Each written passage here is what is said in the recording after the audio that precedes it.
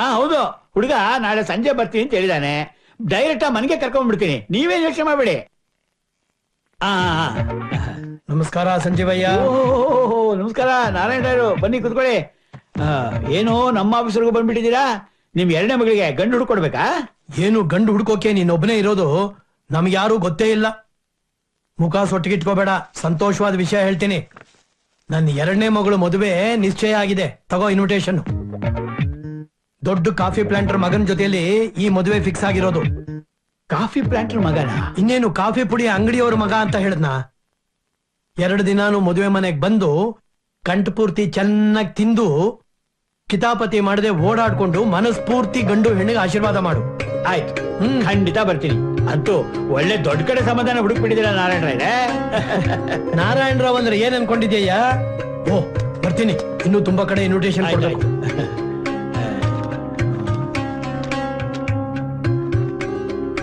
ನಾರಾಯಣರಾಯರ ದ್ವಿತೀಯ ಪುತ್ರಿ ಸಂಜನಾ ಎಂಬ ವಧುವಿಗೆ ಆನಂದ್ ಎಂಬ ವರನನ್ನು ಕೊಟ್ಟು ವಿವಾಹ ನಡೆಸಲು ಗುರು ಹಿರಿಯರು ನಿಶ್ಚಯಿಸಿರುತ್ತಾರೆ. ಲಗ್ನ 9:10ಕ್ಕೆ.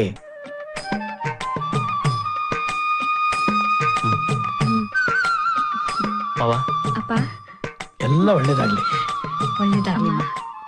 ಚೆನ್ನಾಗಿರಿಪ್ಪ. ಬರ್ತೀನಿ ಅಂಜು, ಹುಷಾರು. All the best. Thank you. ಗಂಡ ಹೆಂಡತಿ ಇಬ್ರು ಸಂತೋಷವಾಗಿ ಜೀವನ ಮಾಡಿ. ಅವ್ರಿಗೇನ್ ಶ್ರೀಮಂತರು, ಸಂತೋಷವಾಗೇ ಇರ್ತಾರೆ. ಇರ್ಲಿ ಇರ್ಲಿ. ನಡೀರಿ ನಡೀರಿ. ನಡಿ ನಡಿ.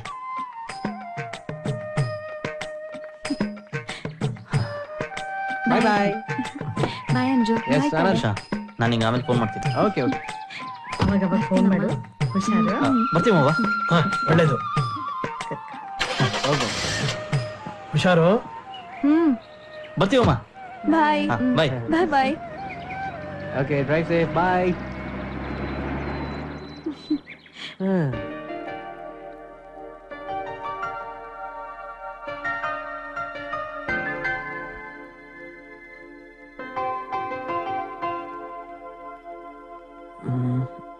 ಅಂಜು, ಮೇಲೆ ನಮ್ಮ ರೂಮಲ್ಲಿ ಲಗೇಜ್ ರೆಡಿ ಇದೆ, ನಾನು ಹೋಗ್ತಾ ಇರ್ತೀನಿ. ನಾವು ಬೇರೆ ಮನೆಗೆ ಹೋಗೋಣ. ಯಾಕಳಿ ಅಂದ್ರೆ ಸಂಜು ಮದುವೆ ಆಗೋರ್ಗು ಮಾತ್ರ ನಾನು ಇಲ್ಲಿ ಇರ್ಬೇಕು ಅಂತ ತೀರ್ಮಾನ ಮಾಡಿದ್ದೆ. ಅದರಂತೆ ಅವತ್ತು ಹೊರಡ್ತಾ ಇದ್ದೀನಿ. ದಯವಿಟ್ಟು ನಮ್ಮನ್ನ ಯಾರು ತಡಿಬೇಡಿ. ಏನೇ? ಅಯ್ಯೋ ರೀ, ಏನ್ರಿ ಇದೆಲ್ಲ? ಯಾಕ್ರಿ ಸುಮ್ನೆ ನಿಂತ್ಕೊಂಡ್ಬಿಟ್ರಿ? ಹೇಳ್ರಿ. ಅಳಿಯಂದ್ರೆ ಅಳಿಯಂದ್ರೆ ನಿಮ್ದಮ್ಮಯ್ಯ, ದಯವಿಟ್ಟು ಮನೆ ಬಿಟ್ಟು ಹೋಗ್ಬೇಡಿ. ಆವತ್ತಿನ ಘಟನೆನ ಇನ್ನೂ ಮನ್ಸಲ್ಲಿ ಇಟ್ಕೊಂಡಿದ್ದೀರಾ? ಅಂಚು ನೀನಾದ್ರೂ ಹೇಳೆ. ಇಲ್ಲಮ್ಮ, ನಾನು ಅವ್ರಿಗೇನು ಹೇಳೋದಕ್ಕಾಗೋದಿಲ್ಲ. ನಾವ್ ಈ ಮನೆಯಿಂದ ದೂರ ಇರೋದೇ ಒಳ್ಳೇದು. ನಡೀರಿ. ಅಳಿಯಂದ್ರೆ ಅಳಿಯಂದ್ರೆ ನನ್ ಮಾತ್ ಕೇಳಿ ಅಳಿಯಂದ್ರೆ. ನೋಡಿ, ನೀವ್ಯಾರೂ ಮನೆ ಬಿಟ್ಟು ಹೊರಗಡೆ ಹೋಗ್ಬೇಕಾಗಿಲ್ಲ. ಲಗೇಜ್ ಒಳಗಡೆ ಇಡಿ. ದಯವಿಟ್ಟು ನಮ್ಮನ್ನ ತಡಿಬೇಡಿ. ಇಷ್ಟು ದಿವಸ ಇಲ್ಲಿದ್ದು ಸಾಕು. ಇನ್ಮೇಲೆ ನಾವು ಬೇರೆ ಕಡೆ ಇರ್ತೀವಿ, ಅದೇ ಒಳ್ಳೇದು. ಅದು ಅಲ್ಲದೆ ಮಾವನ್ ಮನೇಲಿ ಎಷ್ಟು ದಿವಸ ಅಂತ ಇರಕ್ಕಾಗುತ್ತೆ? ನೀವ್ ಯಾರು ಮನೆ ಬಿಟ್ಟು ಹೋಗ್ಬೇಕಾಗಿಲ್ಲ. ಹೋಗ್ಬೇಕಾಗಿರೋದು ನಾನು, ನನ್ನ ಹೆಂಡತಿ ಗಜಲಕ್ಷ್ಮಿ. ಯಾಕೆ ಅಂತ ಆಶ್ಚರ್ಯನ? ಆ ವಿಷಯ ತಿಳಿಸೋದಕ್ಕೋಸ್ಕರನೇ ಲಾಯರ್ನ ಮನೆಗೆ ಬರೋಕ್ ಹೇಳಿರೋದು. ಏನ್ರಿ ಹೇಳ್ತಾ ಇದ್ದೀರಾ? ಲಾಯರು ಎಲ್ಲ ವಿವರವಾಗಿ ತಿಳಿಸ್ತಾರೆ. ಹೇಳಿ ಲಾಯರ್ ಸಾಹೇಬ್ರೆ. ನೋಡಿ, ಎಲ್ರೂ ಕೇಳಿಸ್ಕೊಳ್ಳಿ. ಈ ಆಸ್ತಿ ಮೇಲೆ ಹಕ್ಕಿರೋದು ನಾರಾಯಣರಾಯರಿಗಲ್ಲ, ಅವರಿಬ್ಬರು ಹೆಣ್ಮಕ್ಕಳಿಗೆ. ನೋಡಮ್ಮ ಅಂಜು, ನಿಮ್ಮ ತಾತವರು ಬರ್ಕೊಟ್ಟ ವಿಲ್ ಪ್ರಕಾರ ಈ ಆಸ್ತಿ ನಿನಗೆ ಮತ್ತು ನಿನ್ನ ತಂಗಿಗೆ ಸೇರ್ಬೇಕಾಗತ್ತೆ. ನೋಡಮ್ಮ, ನಿಮ್ಮಿಬ್ಬರ ಮದುವೆ ಆಗೋರಿಗೆ ಈ ಆಸ್ತಿಗೆ ಯಾವುದೇ ರೀತಿ ತೊಂದರೆ ಬರದ ಹಾಗೆ ನೋಡ್ಕೊಳ್ಳೋ ಜವಾಬ್ದಾರಿ ಮಾತ್ರ ನಾರಾಯಣರಾಯರಿಗಿತ್ತು. ಈಗ ನಿಮ್ಮಿಬ್ಬರ ಮದುವೆ ಆಯ್ತಲ್ಲ, ಇನ್ನು ಮೇಲೆ ಈ ಆಸ್ತಿ ಮೇಲಿನ ಸಂಪೂರ್ಣ ಹಕ್ಕೆಲ್ಲ ನಿಮ್ಮದೇ. ನಾರಾಯಣರಾಯರೇ, ತಗೊಳ್ಳಿ ಇದನ್ನ.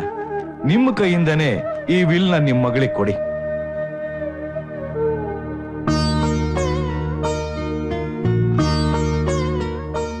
ತಗೋಮ್ಮ ಅಂಜು, ತಗೋಮ್ಮ.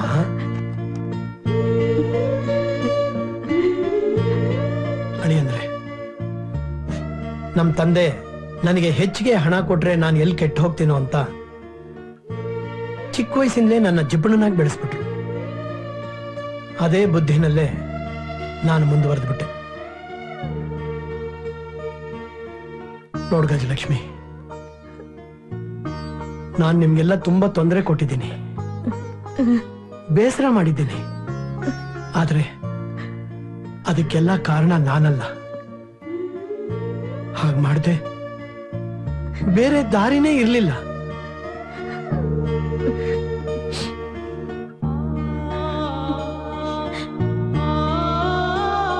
ಅಳಿಯಂದ್ರೆ, ಎಷ್ಟೋ ಜನ ಅಳಿಯಂದ್ರು ತಮ್ಮ ಹೆಂಡತಿ ಕಡೆ ಬರಬೇಕಾದ ಆಸ್ತಿ ಬರದೇ ಇರೋದಕ್ಕೆ ಮಾವಂದರಿಗೆ ಕೊಡಬಾರದು ಹಿಂಸೆ ಕೊಟ್ಟಿದ್ದಾರೆ, ಹೆಂಡತಿನ ಗೋಳು ಹೊಯ್ಕೊಂಡಿದ್ದಾರೆ. ಆದ್ರೆ ನನ್ನ ಅಳಿಯ ಕೃಷ್ಣ ಬಹಳ ದೊಡ್ಡ ವ್ಯಕ್ತಿ. ಚಿಕ್ಕ ಕೆಲಸದಲ್ಲಿ ಇದ್ರೂ ಆಸ್ತಿ ಅಂತಸ್ತಿಗೆ ಆಸೆ ಪಡದೆ ನಾನು ಎಷ್ಟೇ ಅವಮಾನ ಮಾಡಿದ್ರು ಅದನ್ನೆಲ್ಲ ತಡ್ಕೊಂಡು ನಗನಗ್ತಾನೆ ಹೆಂಡತಿನ ಅನ್ಯೋನ್ಯವಾಗಿ ನೋಡ್ಕೊಂಡಿದ್ದಾರೆ. ಅದು ನನ್ಗೆ ತುಂಬಾ ಸಂತೋಷ. ಅಂಜು,